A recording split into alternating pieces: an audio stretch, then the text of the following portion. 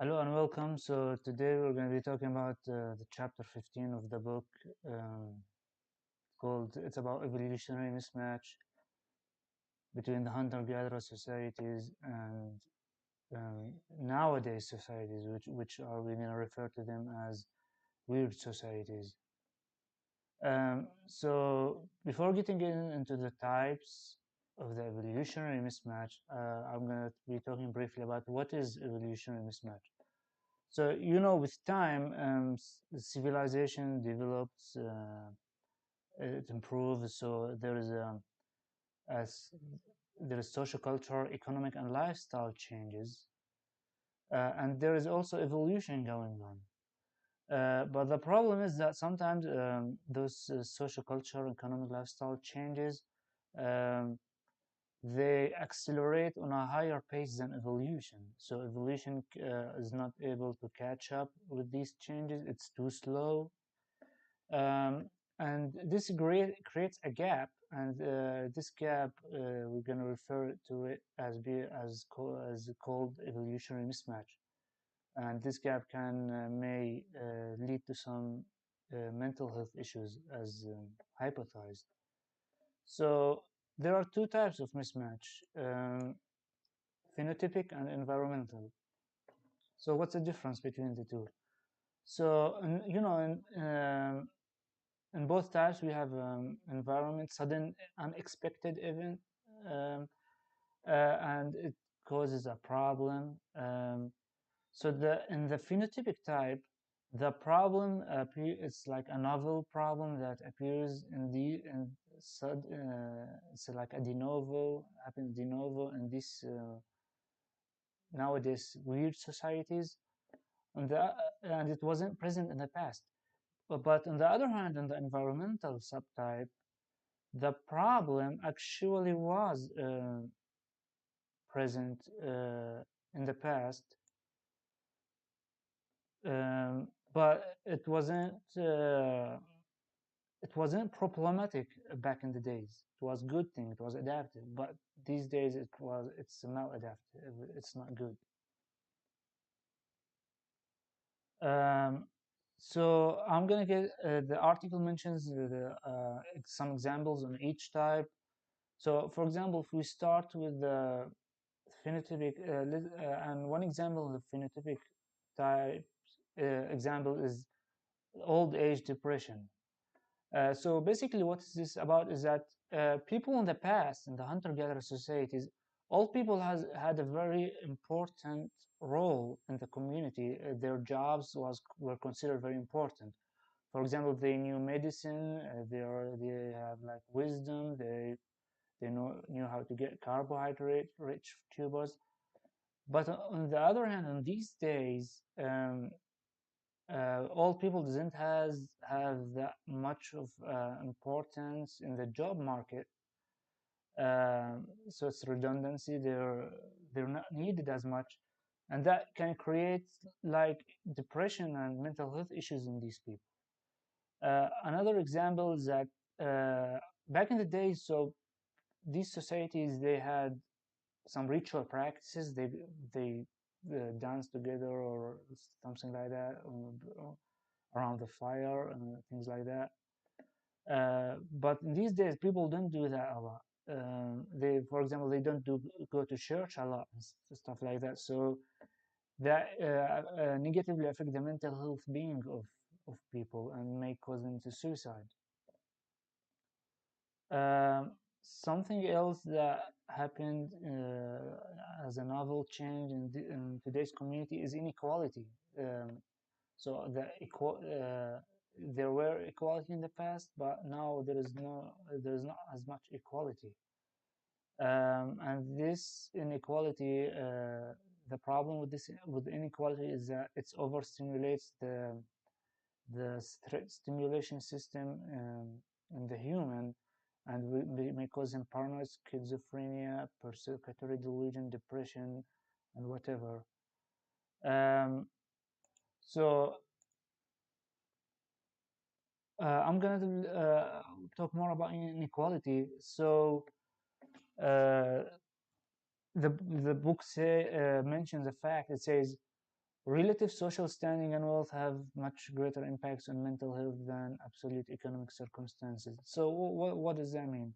So, the book illustrates the meaning of that by giving an example as a comparison between the USA and in Germany. So, in regards to mental health, there can be two factors affecting it. The first is the yearly income of the individual. The higher the income, the better mental health status. And the other factor is inequality. The more the inequality, the worse the mental health status. So in the United States, the yearly income is 40% higher than Germany. On the other hand, inequality is 30% higher. So even though the 40% number is even though 40 is larger than 30, it's 30 was the dominant factor that decided that in the USA there are 15% more mental health issues than in Germany.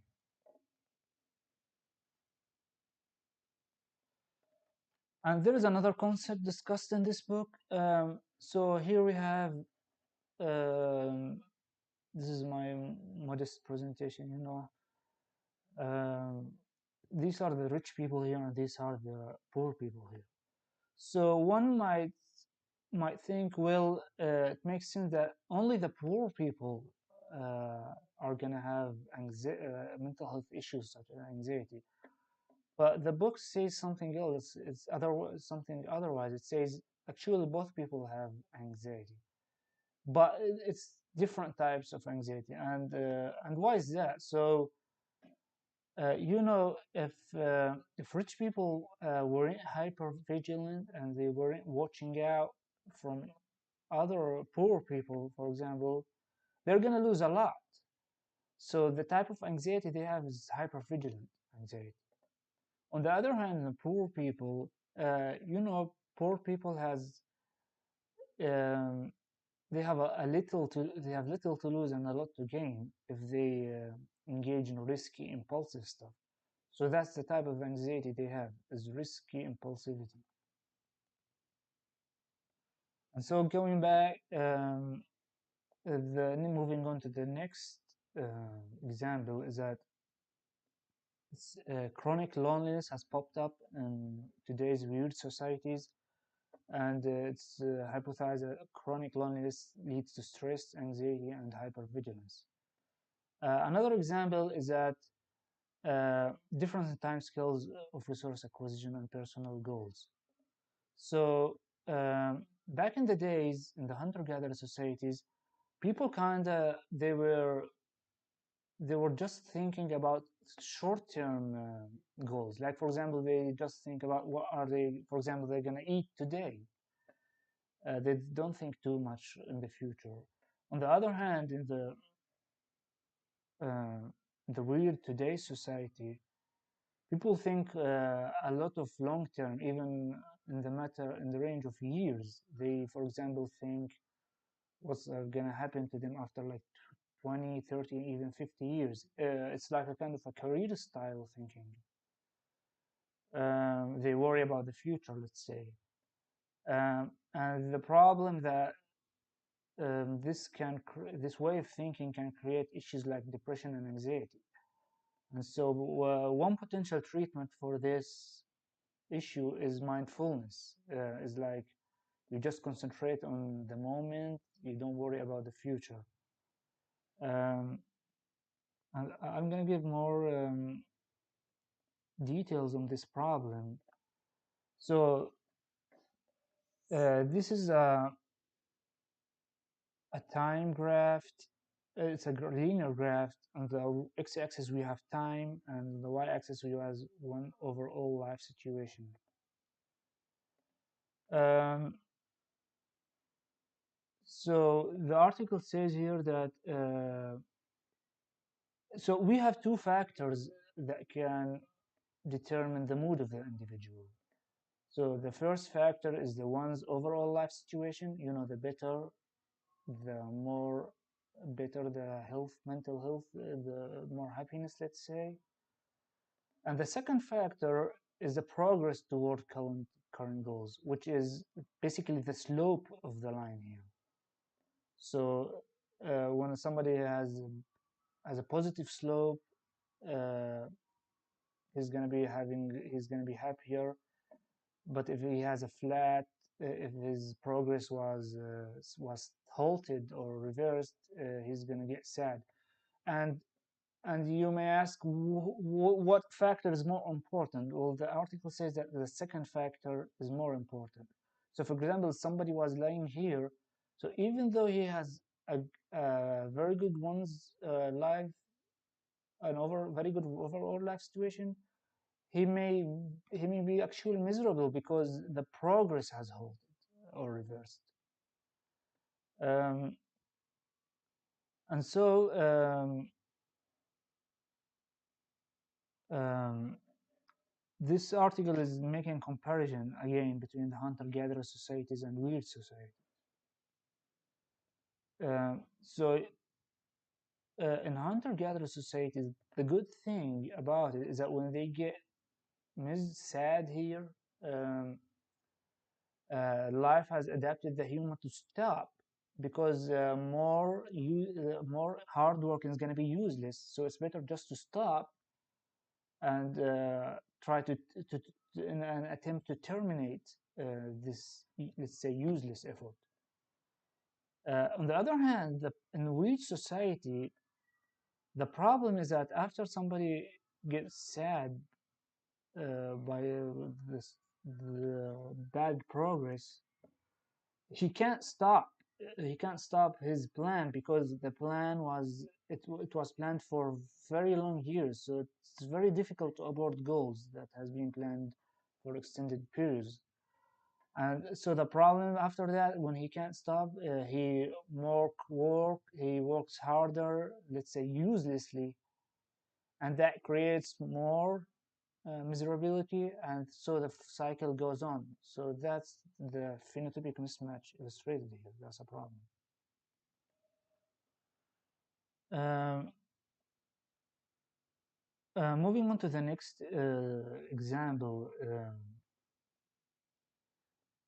is that the type of child learning teaching uh, is different from the past. So in the hunter-gatherer societies, the education was like a kind of non-competitive, cooperative, fun, peer-to-peer play style. But on the other hand, these days, the education is like more competitive.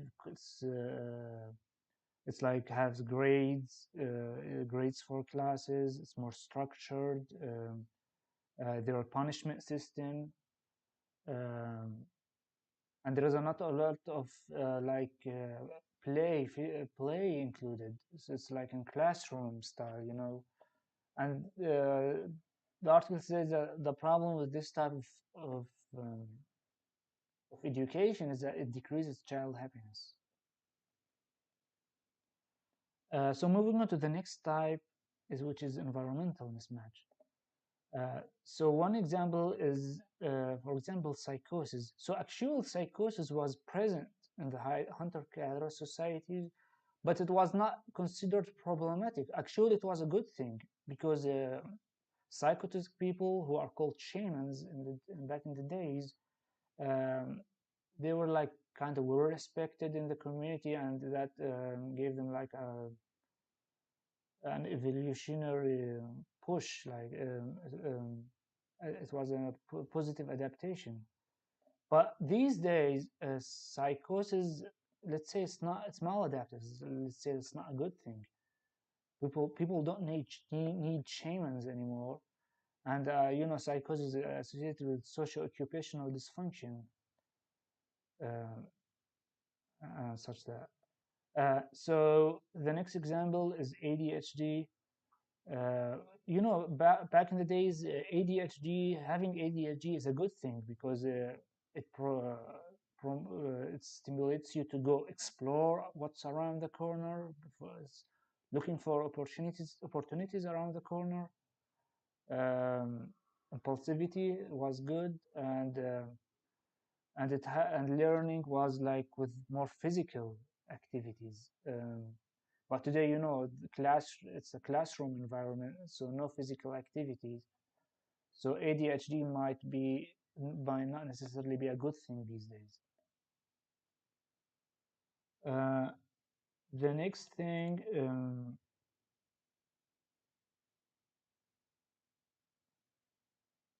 so back in the days,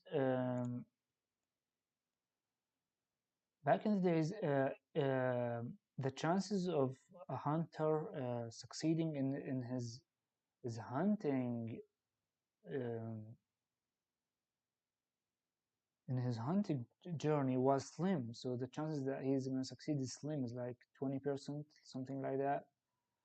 Um, and if we assume he succeeded in hunting, he's going to get like a big amount.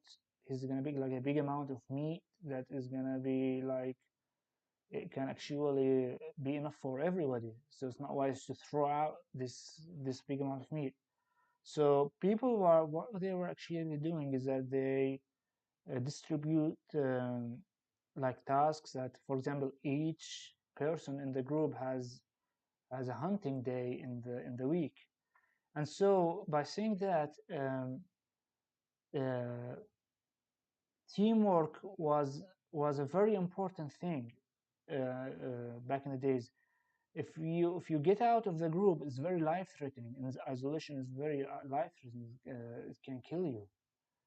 You need to stay in the group. So evolution has adapted. So if somebody has tried to isolate, he's gonna get stress, anxiety, and hypervigilance, which is gonna stimulate him to go back to the group. And so that's like a survival evolutionary method. And this evolution method has stayed here. It still exists in today's community. But the change is that social isolation these days is not life threatening as if it was in the past. So this adaptive lag, it causes somebody who's isolating to have stress, anxiety, and it's going to cause him to have unnecessary stress, anxiety, and hypervigilance. So it's like a kind of a false alarm. Thank you so much for watching, and I hope you liked this video. Thank you so much.